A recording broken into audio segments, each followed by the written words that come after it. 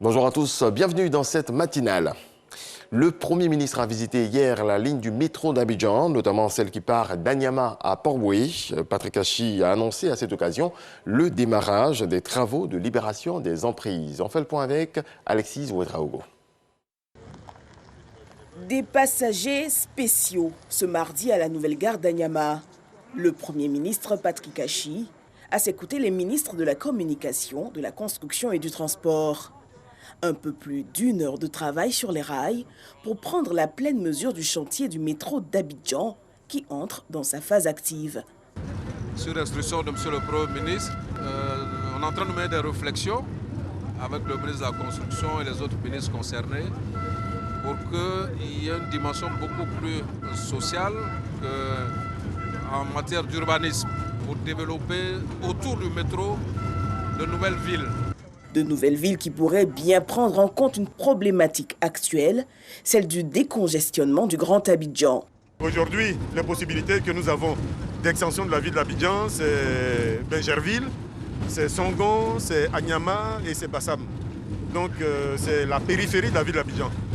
Et à l'intérieur de la ville d'Abidjan, aujourd'hui, il n'y a pratiquement plus de possibilités. Alors que là, nous nous rendons compte qu'avec ce projet, nous pouvons tout à fait dégager du potentiel de construction dans la ville d'Abidjan. Donc c'est dans l'intérêt des populations qui seront plus proches, qui vont pouvoir se déplacer plus facilement. Long de 37 km, le métro d'Abidjan, au-delà de l'impact sur la fluidité routière, devrait booster l'économie des communes-gares et leurs premiers magistrats en ont pleinement conscience.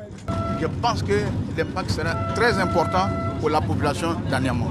Le projet du métro va nous apporter d'abord le développement parce que ça va créer des emplois. Ça va nous permettre aussi de moderniser un tant soit peu notre commune en termes de logement, en termes de structures commerciales, puisque Adjamé est une commune de commerce. Avec le démarrage imminent des travaux suite aux phases d'identification du tracé et des gares, l'heure est à la libération des emprises. Nous sommes venus avec bien sûr les ministres concernés, le ministre du Transport, le ministre de la Construction, mais également avec les maires qui ont sensibilisé les populations pour que les choses se fassent de la manière la plus humaine possible. Mais également regarder à travers ce projet avec le ministre de la Construction et de l'Urbanisme le côté aménagement urbain, réaménager avec des logements sociaux, avec des logements à loyer modéré, en phase et en adéquation avec la qualité et les standards du métro qui vont être mis à disposition. Pour le chef du gouvernement, ce projet va transformer la capitale économique ivoirienne. Beaucoup de populations, vous allez vous rendre compte qui aujourd'hui privilégient d'autres quartiers, vont s'orienter vers Anyama, Abobo, parce que naturellement, avec ce métro, ils sont à pratiquement 10-15 minutes et d'Adjamé, et du plateau, et de Port-Boué. Donc c'est un projet majeur et il était important qu'avec les ministres, on fasse une dernière visite avant que les acteurs opérationnels sur le terrain véritablement se mettent à l'œuvre. Donc aujourd'hui, on est extrêmement satisfait. Ce n'est pas uniquement un métro qu'on construit, mais c'est véritablement la ville qu'on transforme. Ça va être l'un des projets phares, je crois, au cours des 5 prochaines années parmi les réalisations du président de la République. Le trafic du métro est prévu dès le démarrage à 500 000 passagers par jour, transportés par environ 20 rames qui circuleront toutes les 5 à 10 minutes en heure de pointe. Le tronçon de 37 km lui reliera Anyama à Port-Boué en 50 minutes. Après le foyer de grippe aviaire déclaré à Grand-Bassam, le début de l'enfouissement de milliers de poulets tués se poursuit. Sont prévues 5 fosses de 12 mètres de longueur pour accueillir les poulets abattus sur le foyer en présence du virus H5N1 et sur les sites environnants dans un rayon de 3 km. Les investigations sont toujours en cours. La zone est quand même entourée par des plans d'eau où beaucoup d'oiseaux migrateurs se reposent. Donc voilà une source possible. Mais la deuxième source aussi possible, c'est le commerce.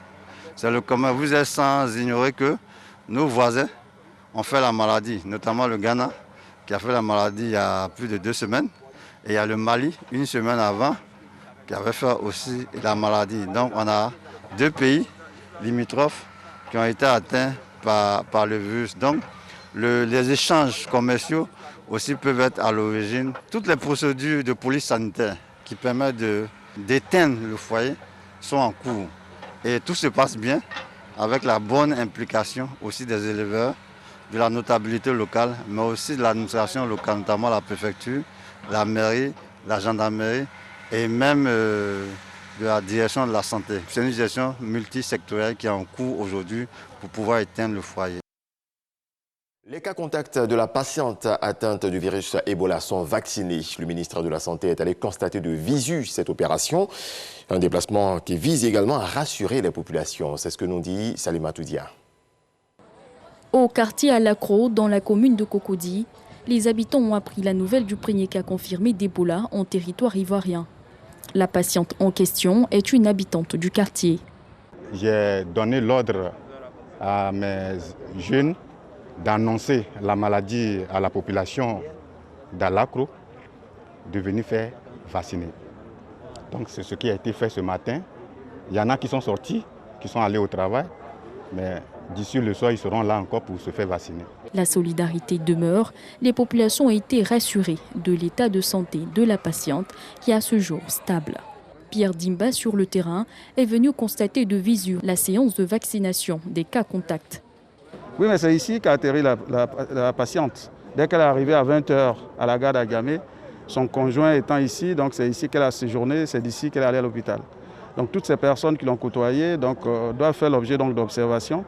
Mais c'est pour ça que nous les vaccinons pour les protéger. L'objectif est de rompre la chaîne de contamination pour éviter que cette maladie se propage. La barre des cas contacts vaccinés continue d'augmenter. Ah oui, aujourd'hui on va franchir la barre de 500 personnes vaccinées. Ici on vaccine au CHU, on vaccine à Treichville, mais il y a d'autres quartiers d'Abidjan où d'autres passagers sont allés et donc les vaccinations se poursuivent dans ces cas. Le ministre a également visité les services d'urgence du CHU de Cocody, puis la clinique de Marcory, où le personnel soignant contact a été rassuré quant à la prise en charge par le gouvernement. Autre volet de l'actualité, le ministère de la Construction, du Logement et de l'Urbanisme a organisé un séminaire de formation à l'attention des journalistes. Une quarantaine d'hommes de médias formés sur le cadre juridique et réglementaire des secteurs de la construction, du logement et de l'urbanisme. Cheikh Koné. Réforme législative et réglementaire pour un meilleur encadrement des secteurs de l'urbanisme, de la construction et de l'habitat. C'est le principal thème qui a sanctionné cette journée intense de formation et d'information. À tour de rôle, les directions du domaine urbain, de la simplification et de la sécurisation des actes, ainsi que celles des affaires juridiques et du contentieux, ont expliqué à la presse les réformes entreprises par le ministère. Un atelier assez instructif, comme je l'ai dit tantôt, on a appris beaucoup de choses. D'abord pour nous journalistes, ça nous permet justement de mieux appréhender la question justement des conflits fonciers qu'on est amené à gérer justement dans le cadre de l'exercice de notre métier. Dans le cadre de la formation, on s'est rendu compte que pour la construction d'un immeuble, il y a plusieurs acteurs qui rentrent en ligne de compte. Et aujourd'hui, il se trouve que certains promoteurs usent de certaines astuces pour contourner la loi. Une formation qui tombe à point nommé. Selon le ministre Bruno Nabayokone, elle permettra de lutter contre la désinformation. La principale cause de la désinformation, c'est quoi? Bien souvent, malheureusement, c'est la méconnaissance. C'est l'ignorance, la méconnaissance des règles, des principes. Et dans tous les secteurs d'activité, cela existe. Et dans le nôtre, cela est aggravé, j'insiste bien sur le terme aggravé, par la méconnaissance des règles et par la technicité des sujets qui sont traités. Le ministre de la Construction a par ailleurs appelé les performances réalisées à la tête de son ministère depuis sa nomination. Il a égrené plusieurs projets dont le bail à usage d'habitation ainsi que l'accroissement des ACD signés. En 2020, nous avons signé au niveau ministériel plus de 17 000 ACD, là où la moyenne était de 5 500 ACD au cours des 5 années précédentes, c'est-à-dire depuis la réforme de l'ACD. Je vous invite à faire en sorte que nos populations aient désormais recours ou systématiquement recours à ce contrat de bail type élaboré et mis sur le marché par le ministère. C'est un document qui est authentique, c'est un document qui est sécurisé. Nous avons voulu faire un prix forfaitaire qui est le même sur l'ensemble du territoire ivoirien. Ce prix, c'est 5 000 francs. Cette session de formation a enregistré la participation d'une quarantaine de journalistes. Elle entre dans le cadre d'une vaste campagne de communication auprès des populations. Du football à présent, la Côte d'Ivoire aux côtés de l'Algérie, la Sierra Leone et la Guinée équatoriale. Le tirage au sort de la prochaine Coupe d'Afrique des Nations s'est déroulé hier au Cameroun. Jean-Sylvain Ressot. Ce sont les anciennes gloires du continent, Rabat Madjer, Didier Drogba, Samuel Eto'o et Asamoah Gyan qui ont décidé du sort des 24 nations qualifiées pour la CAN de football qui se tiendra au Cameroun du 9 janvier au 6 février 2022. La Côte d'Ivoire a hérité de la poule E où elle affrontera l'Algérie, la Guinée équatoriale et la Sierra Leone. Pays hôte et quintuple vainqueur du trophée, le Cameroun évoluera dans la poule A en compagnie du Burkina Faso, de l'Éthiopie et du Cap-Vert. La poule B comprend le Sénégal, le Zimbabwe, la Guinée et le Malawi. La poule C est composée du Maroc, du Ghana, des Comores et du Gabon.